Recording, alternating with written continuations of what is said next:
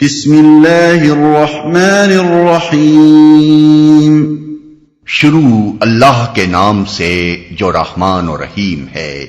اقرأ باسم ربک الذی خلق، خلق الانسان من علق، اقرأ وربک الاکرم، الذی علم بالقلم، علم الانسان ما لم يعلم۔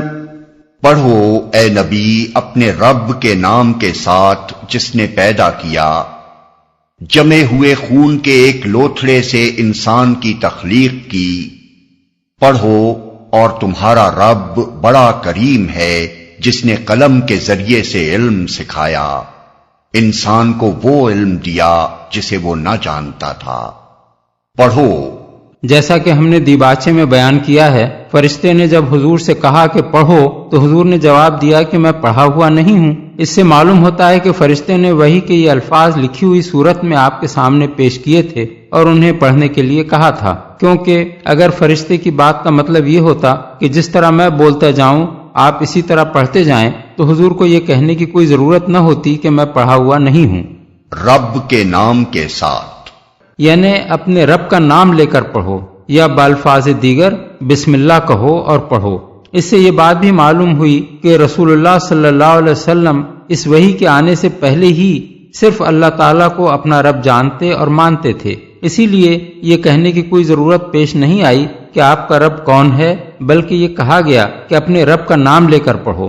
جس نے پیدا کیا، مطلقاً پیدا کیا فرمایا گیا ہے، یہ نہیں کہا گیا کہ کس کو پیدا کیا۔ اس سے خود بخود یہ مفہوم نکلتا ہے کہ اس رب کا نام لے کر پڑھو جو خالق ہے، جس نے ساری کائنات کو اور کائنات کی ہر چیز کو پیدا کیا ہے۔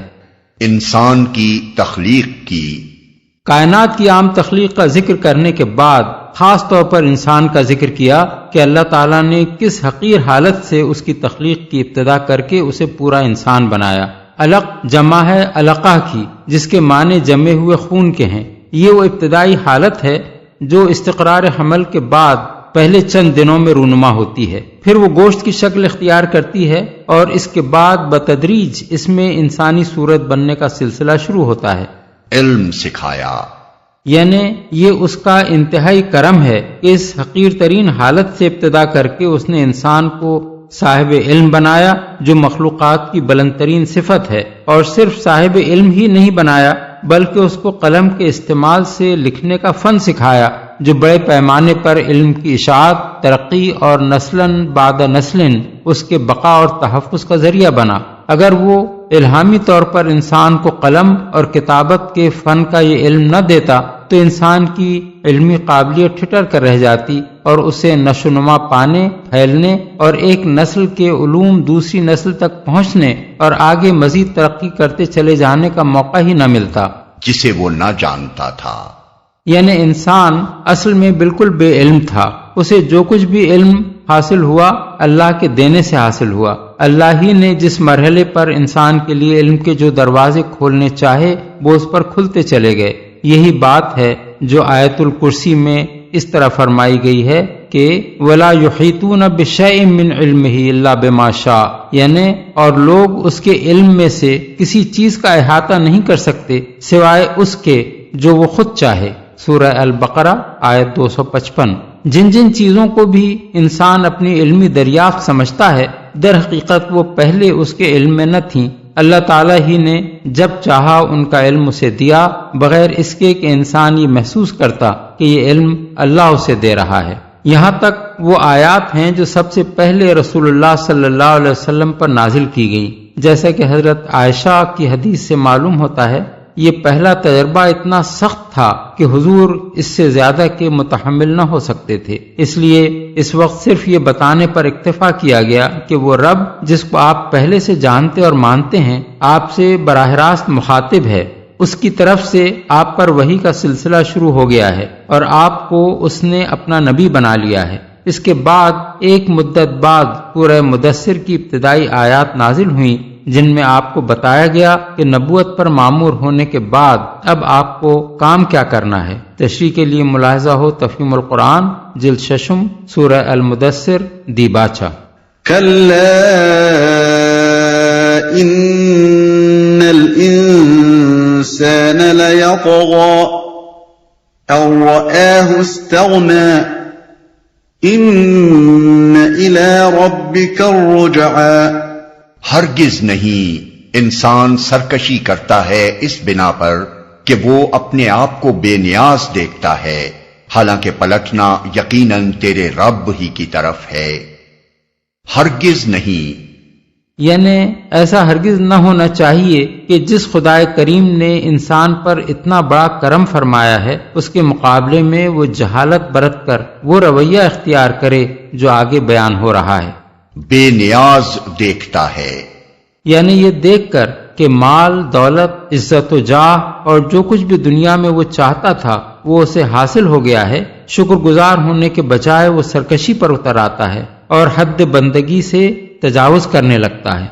تیرے رب ہی کی طرف ہے، یعنی خواہ کچھ بھی اس نے دنیا میں حاصل کر لیا ہو جس کے بل پر وہ تمرد اور سرکشی کر رہا ہے، آخرکار اسے جانا تو تیرے رب ہی کے پاس ہے، پھر اسے معلوم ہو جائے گا کہ اس روش کا انجام کیا ہوتا ہے۔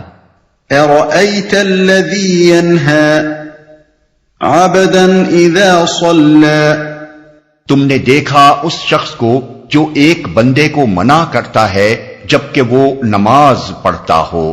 بندے سے مراد خود رسول اللہ صلی اللہ علیہ وسلم ہیں۔ اس طریقے سے حضور کا ذکر قرآن مجید میں متعدد مقامات پر کیا گیا ہے، مثلا سبحان الذی اسری بعبدہ لیلا من المسجد الحرام الی المسجد الاقصی، سورہ بنی اسرائیل آیت 1، یعنی پاک ہے وہ جو لے گیا اپنے بندے کو ایک رات مسجد حرام سے مسجد اقصی کی طرف۔ الحمدللہ الذی انزل علی عبدہ الکتاب، سورہ الکہف آیت 1، یعنی تعریف ہے اس خدا کے لیے جس نے اپنے بندے پر کتاب نازل کی۔ وَأَنَّهُ لَمَّا قَامَ عَبْدُ اللَّهِ يَدْعُوهُ كَادُوا يَكُونُونَ عَلَيْهِ لِبَدًا، سورہ الجن آیت 19، یعنی اور یہ کہ جب اللہ کا بندہ اس کو پکارنے کے لیے کھڑا ہوا تو لوگ اس پر ٹوٹ پڑنے کے لیے تیار ہو گئے۔ اس سے معلوم ہوتا ہے کہ یہ ایک خاص محبت کا انداز ہے جس سے اللہ تعالیٰ اپنی کتاب میں اپنے رسول محمد صلی اللہ علیہ وسلم کا ذکر فرماتا ہے۔ علاوہ بریں اس سے یہ بھی معلوم ہوتا ہے کہ اللہ تعالیٰ نے نبوت کے منصب پر سرفراز فرمانے کے بعد رسول اللہ صلی اللہ علیہ وسلم کو نماز پڑھنے کا طریقہ سکھا دیا تھا۔ اس طریقے کا ذکر قرآن مجید میں کہیں نہیں ہے کہ اے نبی تم اس طرح نماز پڑھا کرو، لہذا یہ اس امر کا ایک اور ثبوت ہے کہ رسول اللہ صلی اللہ علیہ وسلم پر صرف وہی نازل نہیں ہوتی تھی جو قرآن میں درج ہے، بلکہ اس کے علاوہ بھی وحی کے ذریعے سے آپ کو ایسی باتوں کی تعلیم دی جاتی تھی جو قرآن میں درج نہیں ہے۔ أرأيت إن كان على الهدى أو أمر بالتقوى تمہارا کیا خیال ہے اگر وہ بندہ راہ راست پر ہو یا پرہیزگاری کی تلقین کرتا ہو؟ أرأيت إن كذب وتولى ألم يعلم بأن الله يرى تمہارا کیا خیال ہے اگر یہ منع کرنے والا شخص حق کو جھٹلاتا اور منہ موڑتا ہو؟ کیا وہ نہیں جانتا کہ اللہ دیکھ رہا ہے؟ بظاہر ایسا معلوم ہوتا ہے کہ یہاں ہر انصاف پسند شخص مخاطب ہے۔ اس سے پوچھا جا رہا ہے کہ تم نے دیکھی اس شخص کی حرکت جو خدا کی عبادت کرنے سے ایک بندے کو روکتا ہے؟ تمہارا کیا خیال ہے اگر وہ بندہ راہ راست پر ہو یا لوگوں کو خدا سے ڈرنے اور برے کاموں سے روکنے کی کوشش کرتا ہو اور یہ منع کرنے والا حق کو جھٹلاتا اور اس سے منہ موڑتا ہو تو اس کی یہ حرکت کیسی ہے؟ کیا یہ شخص یہ روش اختیار کر سکتا تھا اگر اسے یہ معلوم ہوتا کہ اللہ تعالیٰ اس بندے کو بھی دیکھ رہا ہے جو نیکی کا کام کرتا ہے اور اس کو بھی دیکھ رہا ہے جو حق کو جھٹلانے اور اس سے روگردانی کرنے میں لگا ہوا ہے؟ ظالم کے ظلم اور مظلوم کی مظلومی کو اللہ تعالیٰ کا دیکھنا خود اس بات کو مستلزم ہے کہ وہ ظالم کو سزا دے گا اور مظلوم کی دادرسی کرے گا۔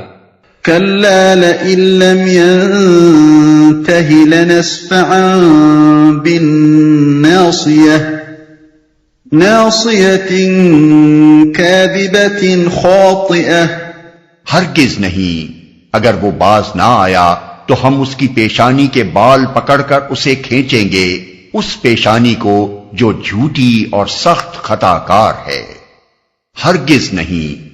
یعنی یہ شخص جو دھمکی دیتا ہے کہ اگر محمد صلی اللہ علیہ وسلم نماز پڑھیں گے تو وہ ان کی گردن کو پاؤں سے دبا دے گا، یہ ہرگز ایسا نہ کر سکے گا، سخت خطا کار ہے۔ پیشانی سے مراد یہاں پیشانی والا شخص ہے۔ فَلْيَدْعُ نَادِيَهُ سَنَدْعُ الزَّبَانِيَةَ آیت سجدہ۔ كَلَّا لَا تُطِعْهُ وَاسْجُدْ وَاقْتَرِب وہ بلا لے اپنے حامیوں کی ٹولی کو، ہم بھی عذاب کے فرشتوں کو بلا لیں گے، ہرگز نہیں اس کی بات نہ مانو اور سجدہ کرو اور اپنے رب کا قرب حاصل کرو۔ حامیوں کی ٹولی کو، جیسا کہ ہم نے دیباچے میں بیان کیا ہے، ابو جہل کے دھمکی دینے پر جب رسول اللہ صلی اللہ علیہ وسلم نے اس کو جھڑک دیا تھا تو اس نے کہا تھا کہ اے محمد، تم کس بل پر مجھے ڈراتے ہو؟ خدا کی قسم، اس وادی میں میرے حمایتی سب سے زیادہ ہیں۔ اس پہ فرمایا جا رہا ہے کہ یہ بلا لے اپنے حمایتیوں کو، فرشتوں کو بلا لیں گے۔ اصل میں زبانیہ کا لفظ استعمال کیا گیا ہے جو قتادہ کی تشریح کے مطابق کلام عرب میں پولیس کے لیے بولا جاتا ہے، اور زبن کے اصل معنی دھکا دینے کے ہیں۔ بادشاہوں کے ہاں چوبدار بھی اس غرض کے لیے ہوتے تھے کہ جس پر بادشاہ ناراض ہو اسے وہ دھکے دے کر نکال دیں۔ پس اللہ تعالیٰ کے ارشاد کا مطلب یہ ہے کہ یہ اپنے حمایتیوں کو بلا لے، ہم اپنی پولیس یعنی ملائکہ عذاب کو بلا لیں گے کہ وہ اس کی اور اس کے حمایتیوں کی خبر لیں۔ قرب حاصل کرو۔ سجدہ کرنے سے مراد نماز ہے، یعنی اے نبی تم بے خوف اسی طرح نماز پڑھتے رہو جس طرح پڑھتے رہے ہو، اور اس کے ذریعے سے اپنے رب کا قرب حاصل کرو۔ صحیح مسلم وغیرہ میں حضرت ابو ہریرہ کی روایت ہے کہ بندہ سب سے زیادہ اپنے رب سے اس وقت قریب ہوتا ہے جب وہ سجدے میں ہوتا ہے، اور مسلم میں حضرت ابو ہریرہ کی روایت بھی آئی ہے کہ جب رسول اللہ صلی اللہ علیہ وسلم یہ آیت پڑھتے تھے تو سجدہ تلاوت ادا فرماتے تھے۔